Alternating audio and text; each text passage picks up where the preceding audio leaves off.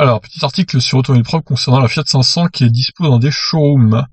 La nouvelle génération de 500 électriques passe la frontière et s'expose pour la première fois au public. Auparavant, c'était au salon de Genève que l'événement devait se tenir en Suisse. Toutefois, si la plupart des modèles du groupe FCA ont occupé le Motor Village aux Champs-Élysées à Paris, la citadine préfère se déployer dans 3 villes.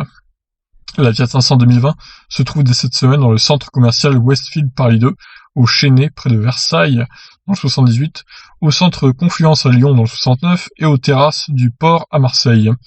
Plus qu'une voiture dans une concession, la marque a créé des Casa 500, un univers spécifique pour attirer les curieux et amateurs. À Paris 2, Fiat évoque même une boutique de 150 mètres carrés. Pas la peine de se presser, la Fiat 500 électrique sera visible jusqu'au 31 octobre, sauf à Lyon, 17 octobre. C'est à ce moment que les livraisons débuteront pour l'édition de lancement La Prima, puis France Édition, étraînant un moteur de 85 kW et une batterie de 42 kWh pour 320 km d'autonomie. La chic urbaine démarre à 29 990 € en carrosserie berline et 32 990 € en cabriolet. Donc ça, c'est la version France Édition, on le rappelle. Donc voilà, la petite 500 électrique qui fera son apparition en France à l'automne, qui embarque une batterie assez conséquente. Vu sa petite taille, c'est assez étonnant qu'ils aient réussi à embarquer 42 kWh là-dedans. Donc belle performance de la part de Fiat.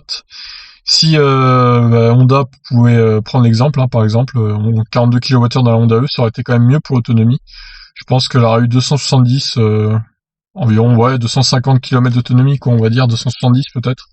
Ça aurait été un peu mieux que ce qui est maintenant. Sur ce, voilà, je vous laisse réagir. Ciao, ciao.